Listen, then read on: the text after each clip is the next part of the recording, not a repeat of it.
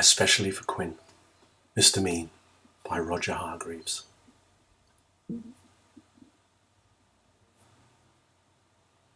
Mr. Mean lived up to his name. He lived in what could have been a nice house, but wasn't. He never painted it, or mended the windows, or repaired the roof. Inside it was the same. No carpets, no curtains, no pictures, no fires. And Mr. Mean was so mean. He made his furniture out of old orange boxes, and then complained about the price of nails. Why, he was so mean. Do you know what he gave his brother for Christmas last year? A piece of coal. It wasn't as if Mr. Mean didn't have any money. Oh no, he had lots of money, and he kept it all hidden in a box, which he kept in the kitchen. Every evening he'd sit there counting it. It was the only thing Mr. Mean liked doing. But would he spend it? Oh dear me, no. Not old Meanie. Not if he could help it. One day, Mr. Mean was sitting in his gloomy kitchen, having a gloomy meal. He only ever had one meal a day, and that day he was having a cup of water and a piece of bread, which was 3 weeks old. Suddenly, he was interrupted by a knock on the door. "Drat," he said, because he didn't like people. "Drat and bother." He opened the door, and there on his doorstep stood a wizard, a rather fat wizard. "Hello," said the wizard. "I wonder if by any chance, as it's such a warm day, you could possibly, if it's not too much trouble, be so kind as to, if it's not too inconvenient, perhaps, as I'm very thirsty, provide me with, do you think, a glass, if it's not too much to ask, of water, please?" He was a very wordy wizard. "No," replied Mr. Mean rudely, shut the door in his face, and went back to his kitchen to finish his meagre meal. But there, standing in front of him, was the wizard. "How did you get in?" grasped Mr. Mean. "Well," replied the wizard, "it was by, how shall I put it, I just, waved the old what's-his-name magic wand, don't you know, and, here I am, if you know what I mean." "You must be very poor," he remarked kindly, looking around. "Oh, yes, I am," lied Mr. Mean. "Then perhaps I can help you," said the wizard, pulling up a box to sit down on. The box didn't move, so the wizard pulled it harder, and this time it did move. In fact, it tipped up and spilt all of Mr. Mean's money all over the floor. "Well, well, well," exclaimed the wizard, eyeing the money, rolling all over the kitchen floor. "Well, well, well, well, well, well. It would appear to me," he continued, "that you, sir, are an old meanie." Mr. Mean didn't hear him. He was too busy scrabbling all over the floor, trying to pick up his money. "And meanies," added the wizard, "need to be taught a lesson." So saying, he waved his magic wand.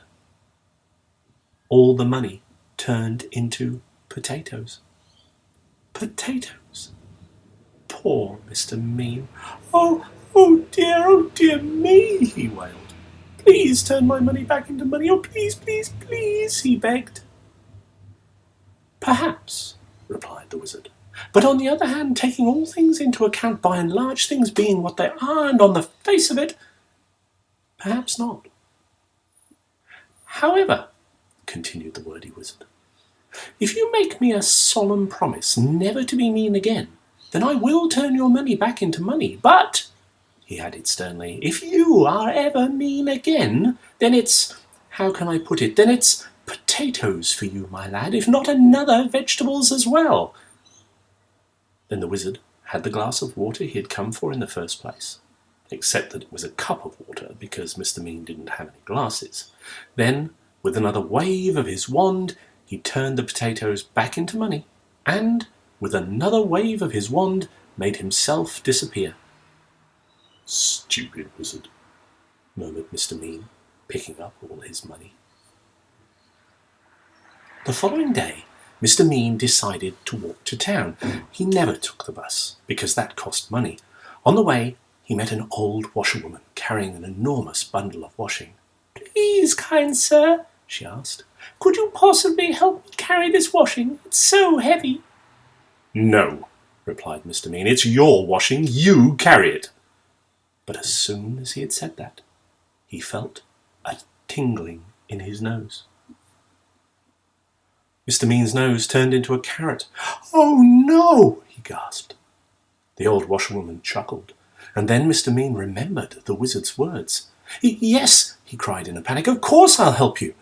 And he carried the huge bundle of washing to where the old washerwoman wanted. And the carrot turned back into a nose. And off he went. The old washerwoman chuckled again and turned back into the wizard. It had been him all along.